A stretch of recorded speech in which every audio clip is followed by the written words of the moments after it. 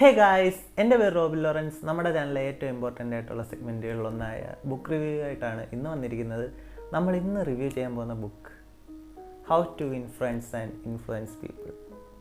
One of the greatest selling motivation ബുക്കാണ്.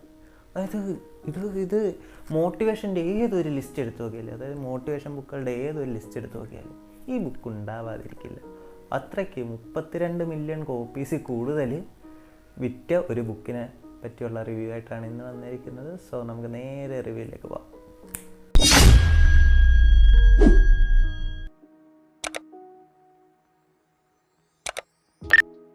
ഇതാണ് ഞാൻ പറഞ്ഞ book, how to win friends and influence people. ബുക്കിനെ പറ്റി പറയുന്നതിന് മുമ്പ് നമുക്ക് എൻ്റെ റൈറ്ററിനെ പറ്റി പറയാം. ഡെയിൽ കാർനെഗി, അങ്ങനെയാണെന്ന് തോന്നുന്നു പ്രൊനൗൺസിയേഷൻ, അങ്ങനെ ആയിരിക്കും. അല്ലാത്ത പക്ഷം ഞാൻ ഇവിടെ കൊടുത്തേക്കാം, നിങ്ങൾ മറ്റേ ഗൂഗിൾ ട്രാൻസ്ലേറ്റർ ഇട്ട് പ്രൊനൗൺസ് ചെയ്ത് നോക്കുക. സോ പുള്ളിക്കാരനെ പറ്റി പറയുകയാണെങ്കിൽ പുള്ളി ഒറ്റയിരിപ്പിനൊന്നും എഴുതിയ ബുക്കല്ല. പുള്ളി ഭയങ്കരമായിട്ടുള്ളൊരു വലിയൊരു മോട്ടിവേഷണൽ സ്പീക്കറാണ്. അതായത് ഈ വലിയ വലിയ ക്ലയൻസിനെല്ലാം മോട്ടിവേഷണൽ സ്പീക്സും അങ്ങനത്തെ സംഭവങ്ങളൊക്കെ ചെയ്യുന്ന ഒരു പുള്ളിക്കാരനാണ്. പുള്ളി കുറേ വർഷമായിട്ട് തൻ്റെ ആ പ്രൊഫഷനിൽ നിന്ന് മനസ്സിലാക്കിയ കാര്യങ്ങളെല്ലാം സമ്മറൈസ് ചെയ്തുകൊണ്ട് എഴുതിയൊരു കുഞ്ഞു ബുക്കെന്ന് ഞാൻ പറയാൻ കാരണം പുള്ളി എത്രയോ വർഷങ്ങൾ കൊണ്ട് ചെയ്ത സംഭവങ്ങളെല്ലാം മനസ്സിലാക്കി അതിലൊരു എക്സ്ട്രാക്റ്റ് ചെയ്താണ് ഈ ഒരു ബുക്ക് ഉണ്ടാക്കിയേക്കുന്നത്.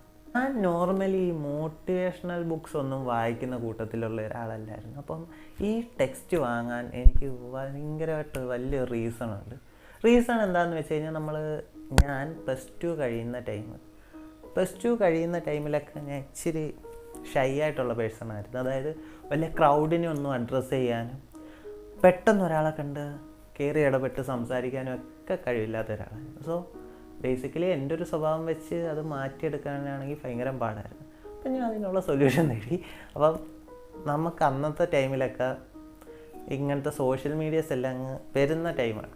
അപ്പം അതിൽ സെർച്ച് ചെയ്ത് ഞാൻ പോയ എല്ലാത്തിലും പറയുന്നതാണ് ഈ ബുക്ക് വായിക്കും. അപ്പം ഞാൻ ഈ ബുക്കിന് എന്താ ഇത്ര പ്രത്യേകത? അങ്ങനെ ആദ്യമായിട്ട് ഞാൻ ഓൺലൈനിൽ നിന്ന് വാങ്ങിയതാണ്. എനിക്ക് തോന്നുന്നു ആമസോണിൽ നിന്നായിരുന്നു ഇത് ഓർഡർ ചെയ്ത് വാങ്ങിയത്. സോ പക്ഷേ ഒരു കുഴപ്പമുണ്ടായിരുന്നു, ഇത് വാങ്ങിയിട്ട് ഒരു വർഷം കഴിഞ്ഞതിന് ശേഷമാണ് ഞാൻ ഇത് വായിക്കുന്നത്. കാരണമുണ്ട്, ഇത് വായിച്ച് തുടങ്ങും, ഇടയ്ക്ക് വെച്ച് ആ ഫ്ലോ പോവും, പിന്നെ അങ്ങ് വിടും.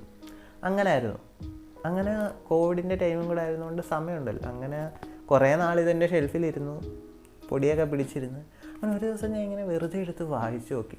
അപ്പം ഇൻട്രസ്റ്റിംഗ് ആയിട്ടുള്ള റൈറ്റിംഗ് സ്റ്റൈലാണ് പുള്ളിയിൽ എഴുതിയിരിക്കുന്നത്. അതായത് ഒരിക്കലും ഒരു ബുക്ക് വായിക്കുന്ന രീതിയിലല്ല, നമ്മൾ എന്തോ ഒരു കാര്യം ചെയ്യുന്നത്. അതായത് ഈ ടെക്സ്റ്റ് വായിക്കുന്നതിന് പുള്ളി തന്നെ പറഞ്ഞ കാര്യമുണ്ട്, നിങ്ങളൊരു ബുക്കും പേപ്പറും എടുത്ത് വെച്ച് പേനയും വെച്ചിരുന്നിട്ട് വായിക്കണമെന്ന്. കാരണം പുള്ളിയിൽ കുറേ ട്രിക്കുകൾ പറയുന്നുണ്ട്, കാര്യങ്ങൾ പറയുന്നുണ്ട്, അതെല്ലാം ചെയ്ത് നോക്കാം. അങ്ങനെ ഇതിൽ പറഞ്ഞ രീതിയിൽ കുറച്ച് നാളൊന്ന് ട്രൈ ചെയ്ത് നോക്കി. പിന്നെന്താണ്, എൻ്റെ സോഷ്യൽ കമ്മ്യൂണിക്കേഷൻ അത് നല്ല രീതിയിൽ കമ്മ്യൂണിക്കേഷൻ സ്കില്ലൊക്കെ നല്ല വലുതായി. കോളേജിലൊക്കെ ചെന്നപ്പോഴത്തേക്ക് പിന്നെ എനിക്ക് ആരുമായിട്ട് സംസാരിക്കാൻ, ക്രൗഡിനെയൊക്കെ അഡ്രസ്സ് ചെയ്യാൻ പറ്റും. അങ്ങനെ ഒരു ലെവലിലേക്ക് ബേസിക്കലി എൻ്റെ പേഴ്സണാലിറ്റിയെ നല്ല രീതിയിൽ ഇൻഫ്ലുവൻസ് ചെയ്ത ബുക്കാണിത്. അപ്പം ഈ ബുക്കിനെ കുറിച്ച് പറയുകയാണെങ്കിൽ ഇതിൽ പുള്ളിക്കാരൻ അങ്ങനെ വലിയ തിയറീസോ സംഭവങ്ങളോ ഒന്നുമല്ല പറയുന്നത്. പുള്ളി ഇതിൽ പറയുന്നത് എന്താണെന്ന് വെച്ച് കഴിഞ്ഞാൽ നമുക്ക് ആളുകളെ കാണുമ്പോൾ എങ്ങനെ ഇടപെടാം, എങ്ങനെ സംസാരിക്കാം, കുറച്ച് സൈക്കോളജി, കുറച്ച് മാനിപ്പുലേഷൻ, അങ്ങനത്തെ കുറച്ച് കുഞ്ഞു ട്രിക്കുകളാണ് പുള്ളി ഇതിൽ ഉപയോഗിച്ചേക്കുന്നത്. സോ വായിക്കുമ്പോൾ നല്ല രസമാണ്, നമുക്ക് ട്രൈ ചെയ്ത് നോക്കാവുന്നതേ ഉള്ളൂ. ഒന്നുമില്ല, ഫസ്റ്റ് നമ്മളെ തന്നെ അങ്ങ് പറഞ്ഞ് ബോധ്യപ്പെടുത്തുക, നമുക്ക് ഈ കഴിവുണ്ട്, നമുക്കത് ചെയ്യാൻ പറ്റും, നമുക്ക് എല്ലാവരുമായിട്ട് കമ്മ്യൂണിക്കേറ്റ് ചെയ്യാൻ പറ്റും.